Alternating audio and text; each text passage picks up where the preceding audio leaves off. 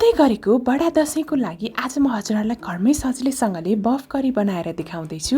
Greetings everyone, YouTube channel Amarpanchhi food वर्ल्डमा हजुरहरूलाई धेरै धेरै स्वागत छ। यो बफ करी चाहिँ एकदमै मिठोसँगले आज बनाएर देखाउँदैछु मटनको टेस्टमा है।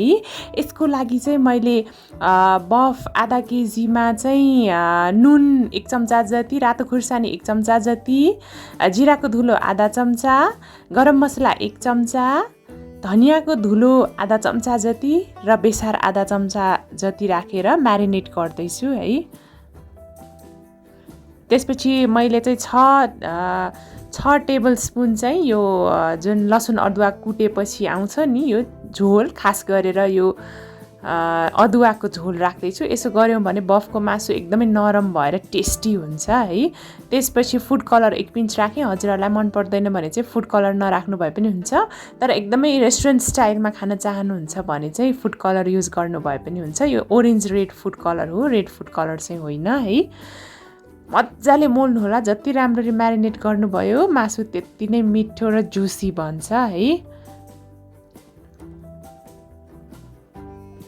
हेर्नुस् त यस्तो भइसकेको छ। यसलाई 2 घण्टा छोपेर राखेँ अथवा फ्रिजमा राख्नु भए पनि हुन्छ हजुरहरूले। गरम मसलाको लागि चाहिँ मैले यो जुन सुकमेल 4वटा, ल्वाङ 4वटा, दालचिनी 5 ग्राम, मरिच 7वटा जति, कालो सुकमेल अथवा अलैँची 2वटा, तेजपत्ता 1 र रातो खुर्सानी 2टा लिएँ। पिरो मनपर्छ भने खुर्सानी अलिक धेरै राख्नु भए पनि हुन्छ। नुन चाहिँ स्वादअनुसार राख्नु होला। मैले नुन 1 चम्चा जति लिएकी छु र खास गरेर हरियो लसुन चाहिन्छ हामीलाई एकदम मिठो बनाउनुको लागि 25 ग्राम जति, प्याज 2वटा काटेँ, मेथीको दानाहरू आधा चम्चा र तोरीको तेल 4 चम्चा र खास गरेर धनियाको केही पत्ताहरू लिएँ।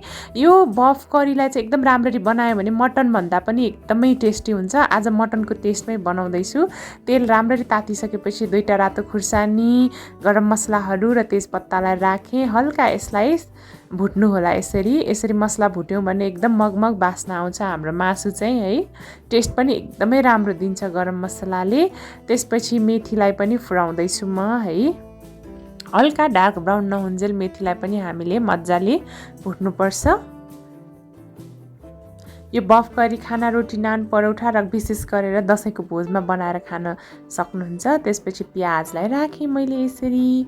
प्याज राखिसकेपछि अघि जुन कुटेको अदुवा लसुनको जुन त्यो छ नि बाहिरको बोक्रा भनौँ कि त्यो जुस निकालिसकेको त्यो चिजलाई मैले राखेँ। लसुन अदुवाको त्यो भनौँ न 6 चम्चा मैले लसुन अदुवा चाहिँ कुटेकी थिएँ। यसलाई चाहिँ हल्का गोल्डन ब्राउन नहुन्जेल भुट्ने हो। त्यसपछि मैले मासुलाई राख्दैछु। अघि म्यारिनेट गरेको मासुलाई राखेँ यसरी है।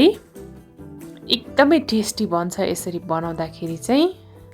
मजाले मिक्स गरिदिनु होला मासुलाई पनि है। थोरै धनियाको पत्ता पनि हाल्न सक्नुहुन्छ, पुरै चाहिँ नहाल्नु होला है। बनाउने तरिका एकदमै सजिलो छ। एकदम घरमै पाइने सामग्रीबाट तयार गरेकी छु।